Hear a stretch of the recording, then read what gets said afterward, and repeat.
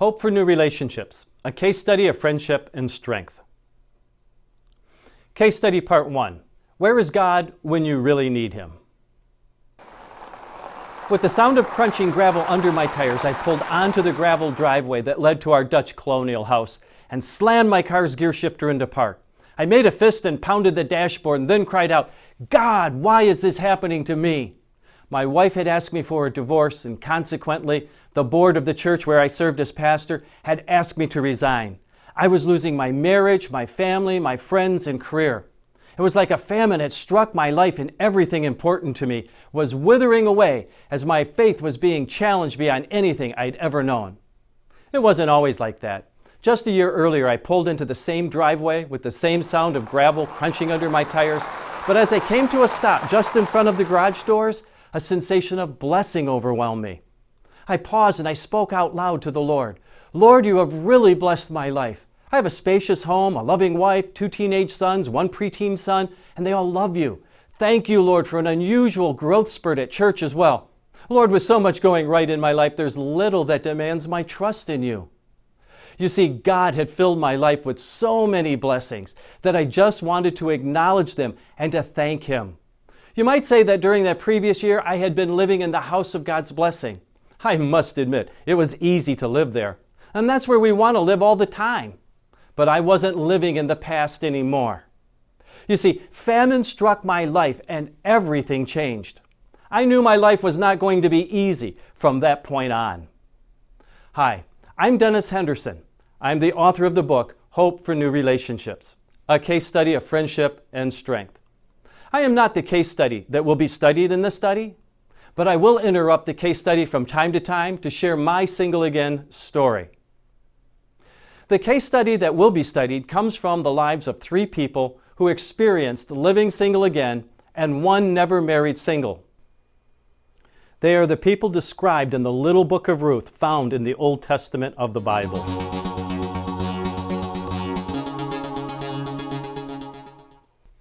When times are tough, one of Murphy's laws says that if anything can go wrong, it will, at the most inopportune time. I have yet to meet the single again person who could claim that the timing of the death or divorce was perfect. It never is. Likewise, the times were tough when the case study took place. It begins with a single sentence that tells us when it took place, what was happening at the time it took place, and where it all happened. It says, Ruth 1:1, "In the days when the judges ruled, there was a famine in the land." This case study took place in the days when the judges ruled. They were dark and dismal days in many ways. Most notably, they were dark spiritually. The previous book of the Bible, called the Judges, because it tells the story of 12 judges who ruled in the land in those days, is characterized by a constant rebellion against God. Common are expressions like, "Then the Israelites did evil in the eyes of the Lord, and they served Baals," that is, false gods. At one point in the story, God was so frustrated with His people that He said, "You have forsaken me and served other gods, so I will no longer save you. Go and cry out to the gods you have chosen. Let them save you when you are in trouble." You see, spiritually, times were tough. It's no different now. When we forsake the Lord and go after other gods of our age, we too find that the Lord grows weary with us.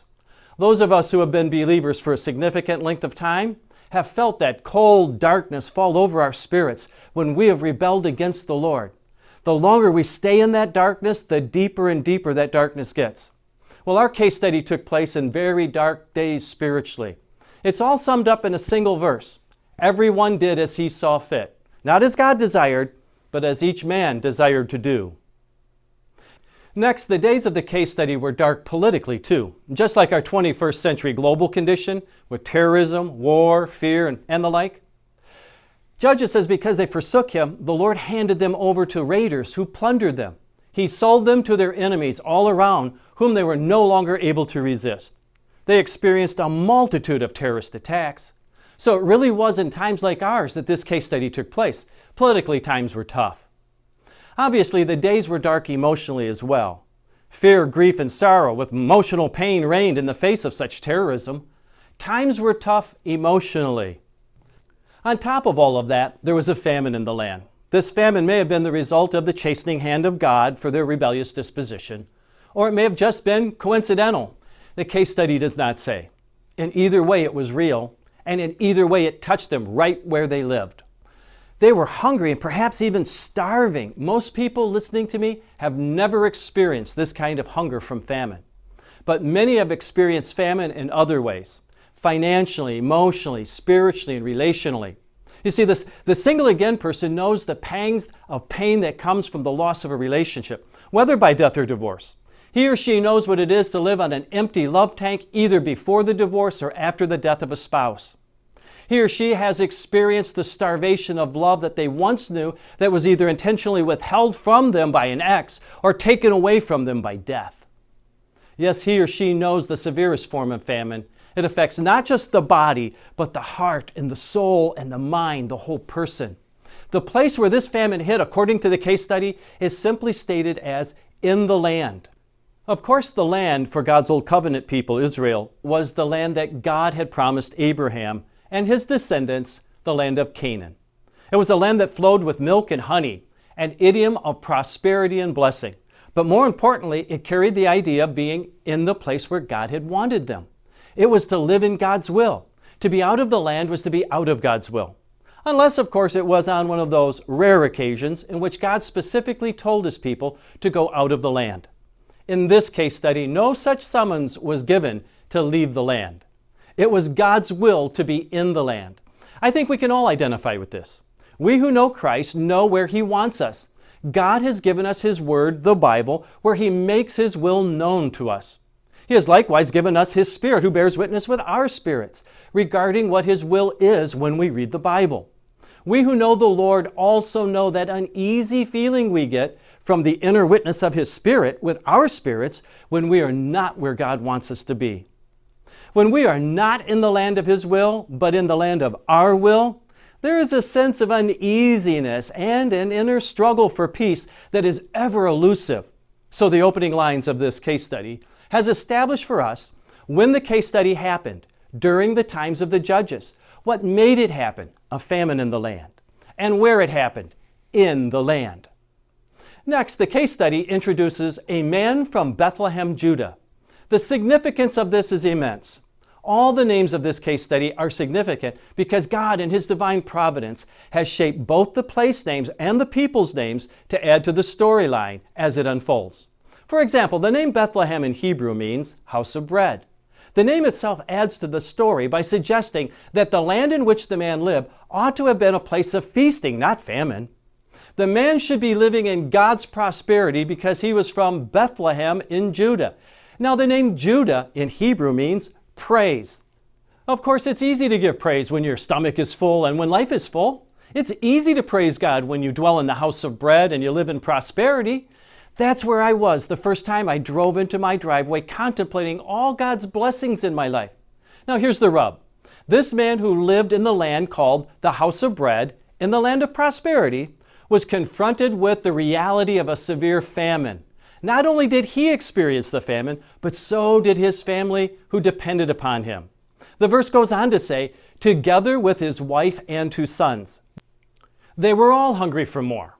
Perhaps as you view this, you can identify with them also. That desire for more. Not just more stuff, but more or better relationships. So the question you got to ask yourself is, what hope is there when fullness turns to emptiness? Where can you turn when good times go bad? What can you do when your house of bread turns to famine? Or even more pointedly, where is God when you need him? When things are not going right, we begin to doubt and blame and question. The man of this case study is not unlike us at all. He did just as too often we do too. Too often when we see the slightest sign of famine coming, we choose to abandon God, his church, and the path of righteousness. We may even say or think, well, where is God when I need him? We aren't told if this man in the case study asked that, but he did choose to flee the promised land of blessing, the house of bread, in order to go and live for a little while in the country of Moab. Notice that his goal was to leave the house of bread for a little while. The aberration from God's will was only to be temporary, not permanent. It's important to notice that even the name Moab is significant. The word Moab means from father. The father of the Moabites was a man by the name of Lot. Lot, as you may recall, was a man who was set on living in godless Sodom, whose wife turned to a pillar of salt for looking back to the old life, and whose oldest daughter, after the destruction of Sodom, slept with him and gave him a son called Moab. So it's clear that what came from this father, Lot, was a legacy of destruction, death, and despair. What a shame that the man of the case study, who was from the house of bread in the land of promise, went to the land of destruction, death, and despair. What a backslide. So let's meet the family. Up to this point, the case study has not revealed the name of the man, but now he is identified, and his family is identified as well. So let's meet the family. The man's name was Elimelech, and his wife's name Naomi, and the names of his sons were Mahlon and Chilion. Elimelech is the man's name. It means, my God is king. How sad. How ironic. His name was a declarative sentence that proclaimed, my God is king. Now that implies that he was God's subject, and as such it was his duty to do the king's will. But his actions proved to the contrary. You might say that he was a hypocrite in the fullest sense of the word. He was no different from other men of his day, for he did as he saw fit, not as God saw fit. You see, rather than endure hardship of famine that God brought into his life as a test of his faith, he sought to escape God's testing and to take the easy way out by temporarily fleeing to the greener grasses of Moab. He may have started out to dwell temporarily outside the land, but as the case study flat out records, a different attitude soon set in. It says that they lived there. Sounds rather permanent, doesn't it? You see, temporary disobedience to the will of the king had a funny way of becoming a permanent addiction. Just ask any alcoholic or person with an addiction. One little drink or one little use of drugs leads to another. One disobedience to God's will, unchecked, leads to another. Now, his wife's name, Naomi, means my pleasantness. Obviously, living in the land of promised blessing, in the house of bread, prosperity would be a pleasant experience. The possessive pronoun my in her name, my pleasantness, jumps off the page as it suggests that she actually possessed happiness. Happiness had been hers. Perhaps she was happily married, or perhaps she had a happy family life. Whatever it was that she experienced, this case study wants us to believe that her life was good and she was pleased. Everyone can think of a time when they were happy, so we can easily identify with her also. Now, Elimelech, my God is king, and Naomi, my pleasantness, had two sons, one named Mahlon, which means sickly, and the other named Chilion, which means pining or wasting away. Not only do these two names suggest that not all was well in the family, both names suggest that the boys had health issues, and the names, as the case study unfolds, will become self-fulfilling prophecies. Both will die prematurely by all normal standards.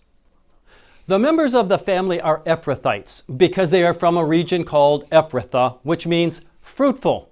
Are you noticing that the case study has deliberately piled up names with profound significance to describe that they left the land of God's blessing, the land of fruitfulness and the house of bread, for the land of Moab, destruction, death, and despair? That's what we do too when we temporarily leave God's will to do our own thing.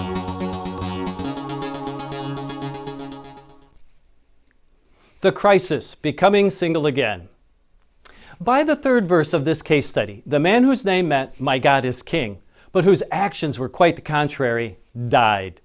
He did so outside the house of bread in a foreign land that truly was a land of destruction to him. The Bible says, now Elimelech, Naomi's husband, died, and she was left with her two sons. So Naomi, whose name means my pleasantness, found herself anything but pleasant. She found herself living single again as a bereft single again mom with two boys in a foreign land that had already taken its toll on her life. Most widows watching this can feel her pain from the loss and truly identify with her in this scenario. Of course, not all was gloom for Naomi. As the boys matured, they met Moabite women, fell in love with the Moabite women, and as a result, they married Moabite women. One named Orpah and the other named Ruth. Naomi had become the mother of the groom at two weddings. However, both her two sons took wives from the Moabites. This too may have been an aberration from what God desired for their lives. In light of other passages of scriptures, a case could be made that the Jews were not to take wives from foreigners. But they did. And of course, their brides' names have a significance for the case study. The name of the one was Orpah, which meant back or neck. In both Exodus and Joshua, Orpah's name was used as a common noun for the concept of retreat, and it is used elsewhere to express stiff-necked. The other Moabitess name was Ruth, which means friendship. These names will become self-fulfilling prophecies, as will be seen with the unfolding of this case study. Three choices confronting all single-again people. After they had lived there about 10 years, both Mahlon and Chilion also died. Naomi was left without her two sons and her husband. 10 years had passed and the two sons died, and their deaths forced Orpah and Ruth into living single again as widows, just like Naomi. Now, the rest of the study will focus on how these three women coped with living single again.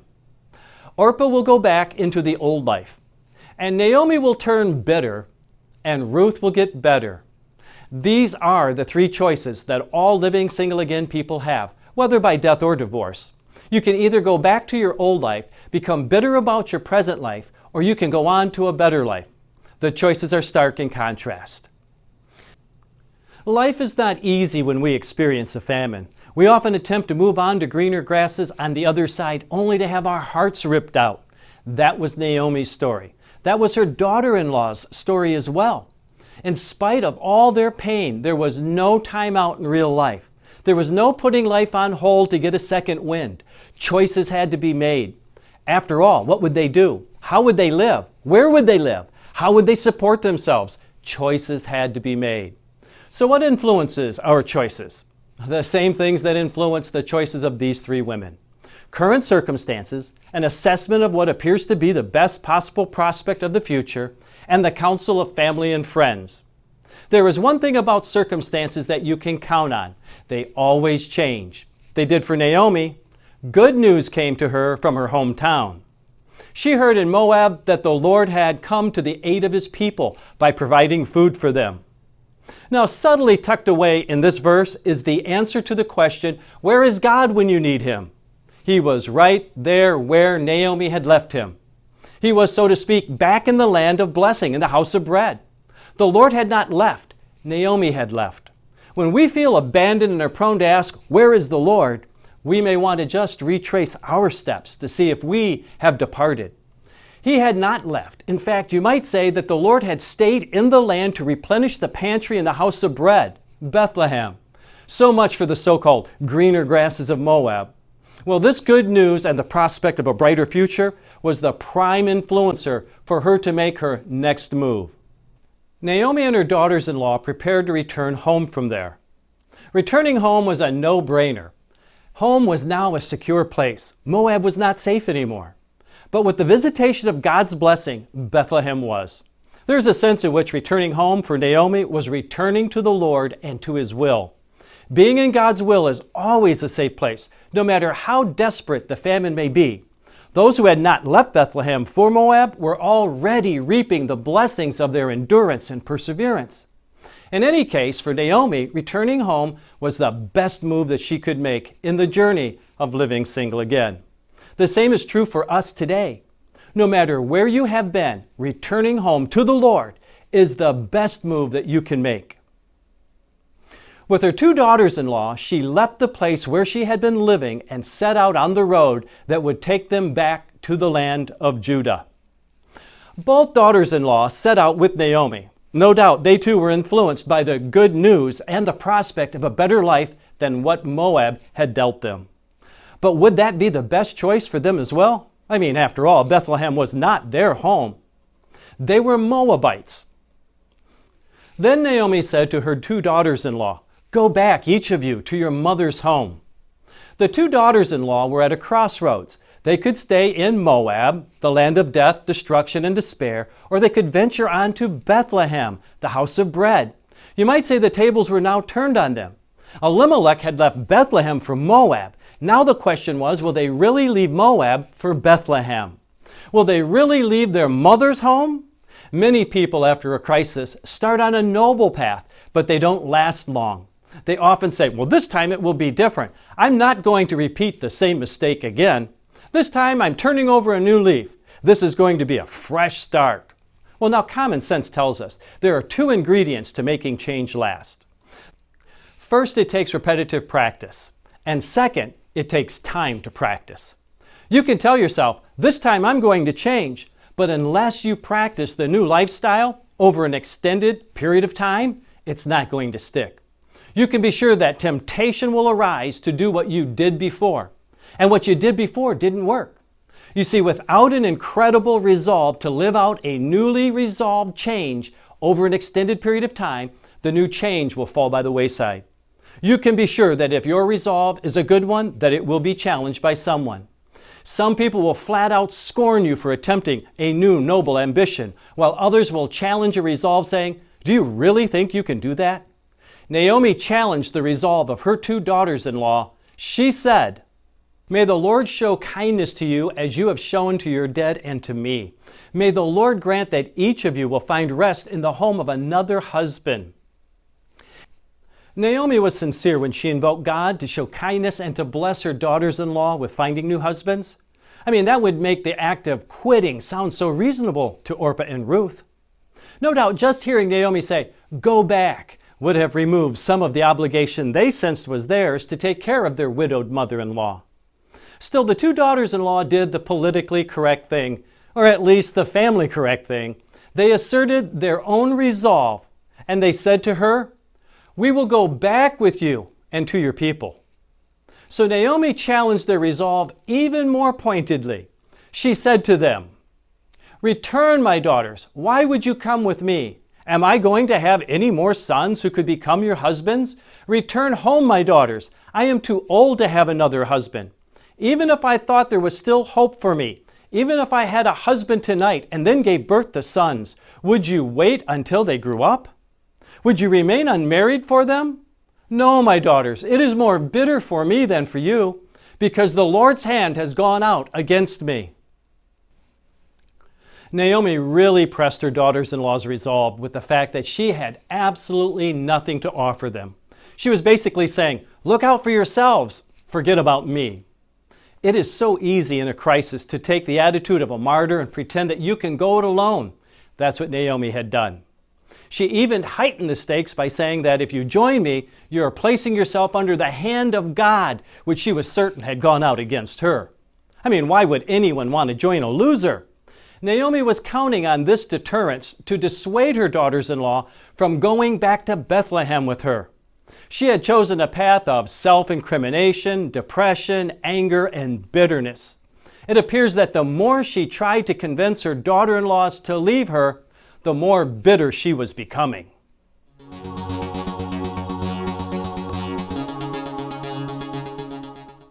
They were singles standing at a crossroad. Every single again person, at the moment they become single again, stands at a crossroad. They ask themselves, which way will I go with what's left of my life? Likewise, Naomi's daughters-in-law were also standing at a crossroad. They must decide which way to go, forward or backward. The case study says, at this they wept again. Then Orpah kissed her mother-in-law goodbye, but Ruth clung to her. Orpah did just what her name signifies. She went back. She retreated. She fled. She represents all those who turn back, all those who don't keep their resolve. She pictures those who are more comfortable with the old life than getting a new one. She is like all those well-intending divorce recovery or grief recovery dropouts who go back to the old life. Her resolve to move on and to get better life was very short-lived. Every divorce recovery group has watched someone drop out. Most frequently, single again people drop out of their resolve to complete recovery and replace it with a new relationship. That's exactly what Naomi was suggesting that Orpah and Ruth do. Find someone else. This is still the #1 tidbit offered by pop counselors, family, and friends. You just need to get on with your life. So find someone new, someone better. It's strange that single again people believe that if they just had that new relationship, all the pain would go away. But they're wrong. Oh sure, there is some truth that a new relationship has the power to temporarily remove the pain, like an anesthesia. But anesthesia doesn't heal, it masks the pain. When a physical wound occurs, anesthesia is used to mask the pain so surgery can be performed to fix the problem. In a similar way, anesthesia of a new relationship will mask the pain, but no healing surgery occurs. So the latter end is worse than the former. However, there is a better anesthesia than a new relationship. The better anesthesia is called recovery group. The anesthesia of a recovery group both provides the safe place to make radical change in your life and offers the support needed for genuine, long-lasting healing to occur. Now, in stark contrast to Orpah, this case study says Ruth clung to Naomi. Of course, Naomi was not finished with Ruth either. She probably thought, one daughter-in-law down and one to go. So she turned her focus now on Ruth. Look, said Naomi, your sister-in-law is going back to her people and her gods. Go back with her. In Moab, both Orpah and Ruth had grown up in an idolatrous environment. Having married Mahlon and Chilion meant taking their husband's God, the true God, as their own. But now they were free to choose for themselves. There is a sense in which every marriage is influenced by the behaviors of the spouse. The spouse influences just about everything, from the friends you hang out with to the music you listen to, from the way you discipline your kids to the things you watch on TV. Of course, like Orpah and Ruth, your former spouse influenced your views of religion and morality. As with the two Moabite women, there was a before married life. You see, when the divorce or death of the relationship occurred, everything changed. You were released from your spouse's influence, whether good or bad. You were freed. The issue then became, will you go back to the former life, back to the before married life? That before married life is even more important for those whose before married life was full of baggage, full of idolatry. Will you go back to the pit from which you were pulled? Or will you move on? Orpah went back to the pit of idolatry. She forsook the true and living God to return to her pantheon of gods. I have observed single-again people return to a former lifestyle that included the bar scene, promiscuous living, and other pits from which they had come out of. That is the easy road. It's the one familiar because it was traveled once before. The better road will not be so easy.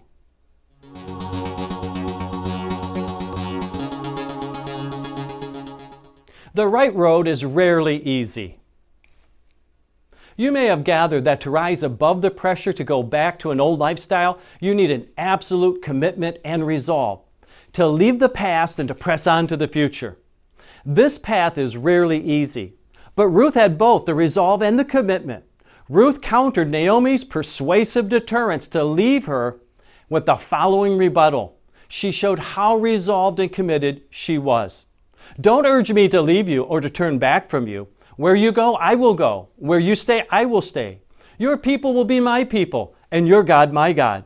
Where you die, I will die, and there I will be buried. May the Lord deal with me, be it ever so severely, if anything but death separates you and me. Orpah had made the decision to go back to her gods, while Ruth made the decision to accept the true and living God. The words of Ruth are often quoted at weddings as the commitment between a wife and her husband. But notice that in the context, Ruth was really speaking to another single woman. She was seeking to have a new lease on life that started with a new relationship with the true and living God and with her mother-in-law. These words are her expression of an absolute resolve not to turn back. Those are the two major choices before every single again person. To go back to the old lifestyle of destruction, death, and despair and false gods, or to choose to be like Ruth, who chose to get better. The choice to get better will not be easy, but it will be rewarding, as the rest of this case study will demonstrate. In the face of such resolve and commitment, Naomi backed off. The case study put it like this. When Naomi realized that Ruth was determined to go with her, she stopped urging her. So the two women went on until they came to Bethlehem. When they arrived in Bethlehem, the whole town was stirred because of them. And the women exclaimed, "Can this be Naomi?" It was reported that the whole town was stirred when the two returned to the house of bread. So it can be safely inferred that when Naomi had originally left Bethlehem for Moab, it was a huge public statement. No doubt when Elimelech and Naomi were considering leaving Bethlehem for Moab, there was a question that were asked of them by the Bethlehem community. Why are you leaving? Where are you going? How long will you be gone? And of course, can you imagine how Naomi and Elimelech justified their departure? She and her husband probably said that it would be only temporary and that they were going to secure a more successful and prosperous life in Moab. Can you imagine the crow she now had to eat? What can she say? Moab had been anything but good to her. How many times would she have to repeat her painful story of all that she had lost in Moab? Isn't that the fear of every single again person? The fear that everyone will ask, what happened to you? Or even harsher, how could this have happened to you? We are all fearful of having to dredge it all up again and explain our loss and pain. People say things like, the two of you were so perfect together. Well, maybe you were, but for most people it was not as perfect as it was thought to be. Many tried to protect what little relationship they had and hoped that by doing so it would get better. Others just didn't want to expose how horribly bad it was. Still, for a small group of others, it was really very good. Whatever the case, no one likes to make themselves vulnerable to the I told you so pack of wolves. I recall how ashamed I felt that as a pastor that taught the sanctity of marriage and that God hates divorce, I too had experienced the pain of divorce. I felt like such a failure. In fact, there are times I still do. But when divorce was still fresh and I was really emotionally raw, I just wanted to be totally ambiguous.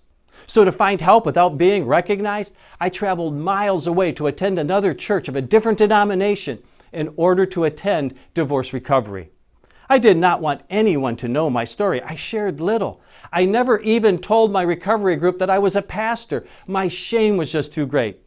I felt like such a failure.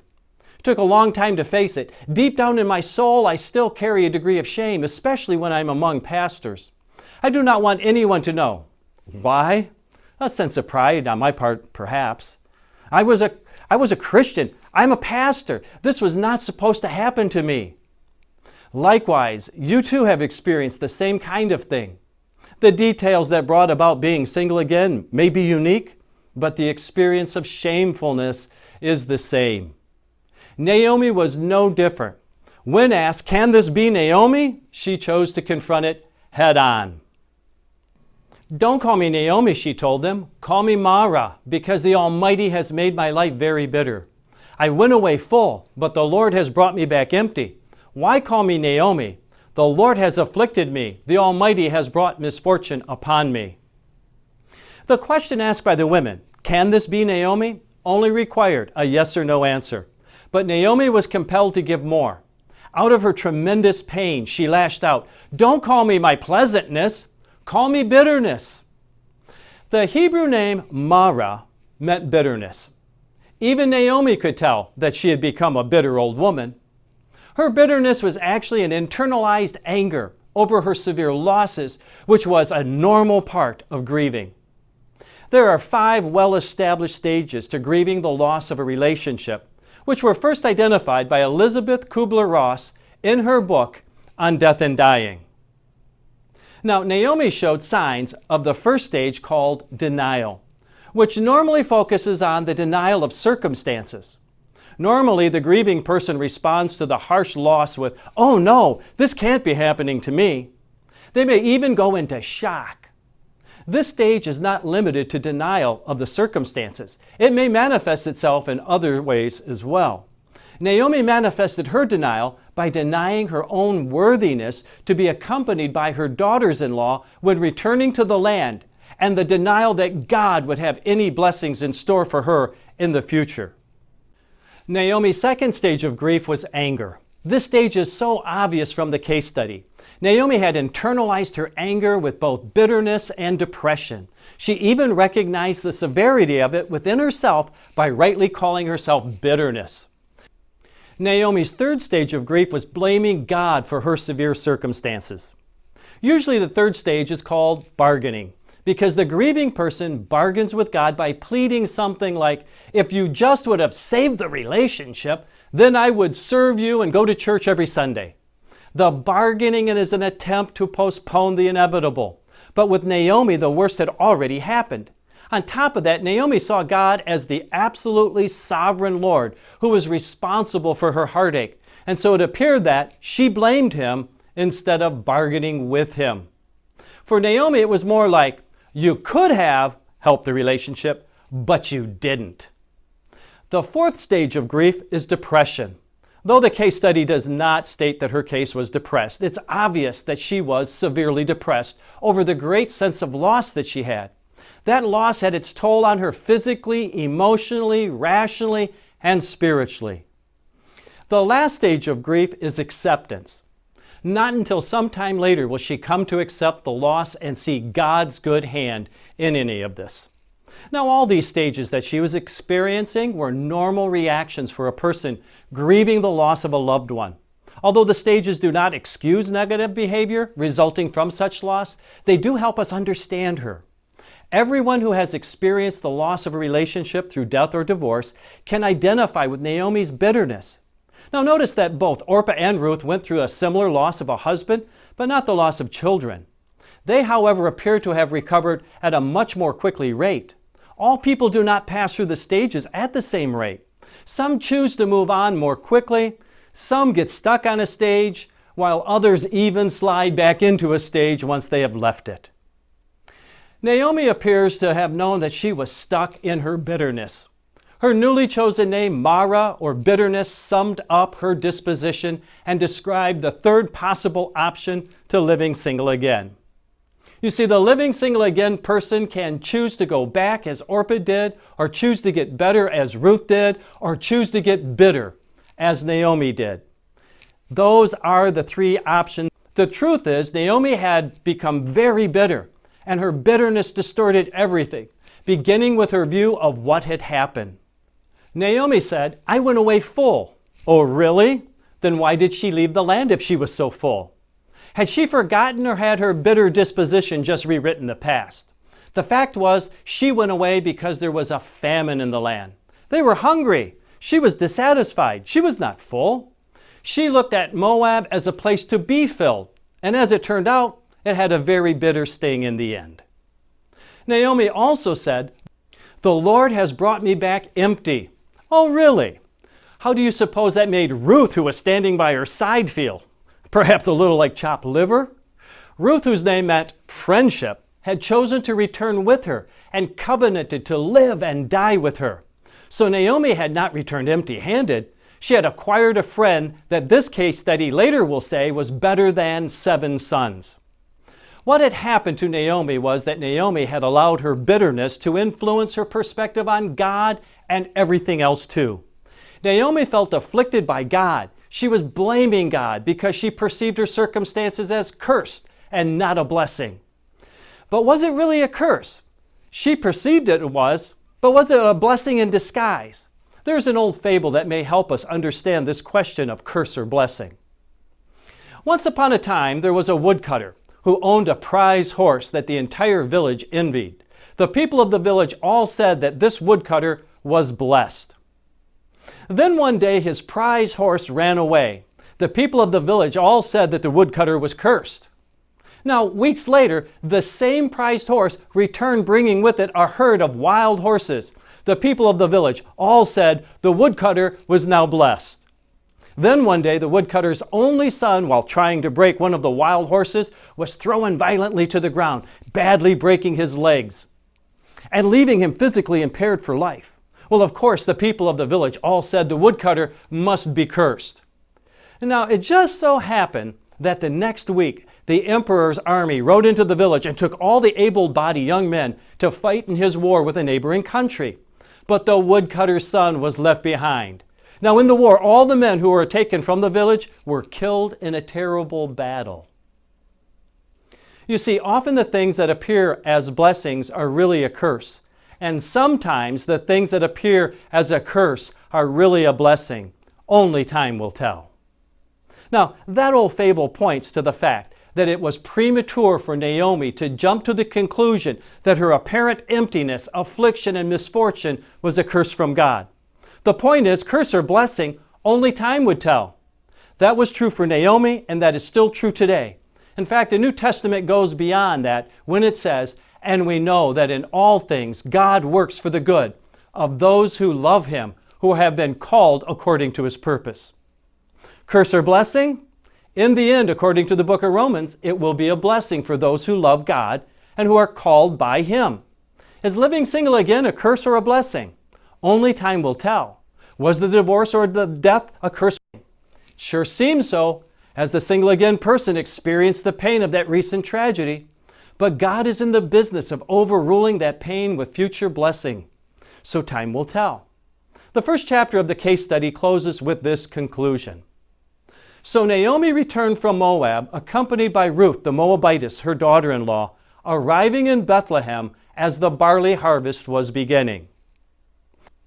You might say that Naomi went home bitter, while Ruth went on to get better. As you will see, even going home bitter is better than turning back on God for the old life like Orpah did.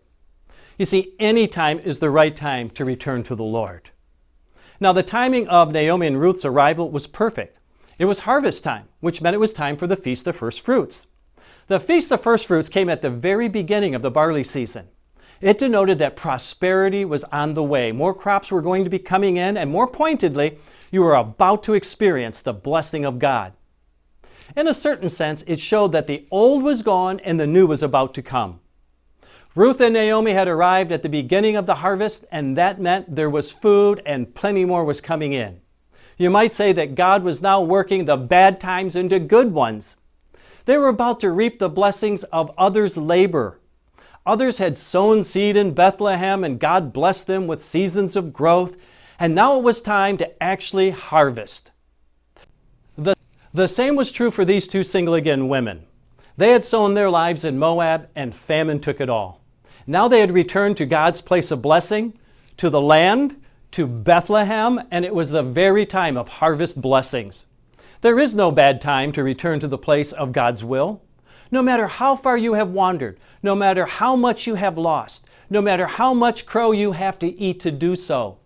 When you return to the Lord, harvest time begins. You will reap His blessings. Returning won't be easy, but you will be blessed. You will see that this is so from the next part of this case study.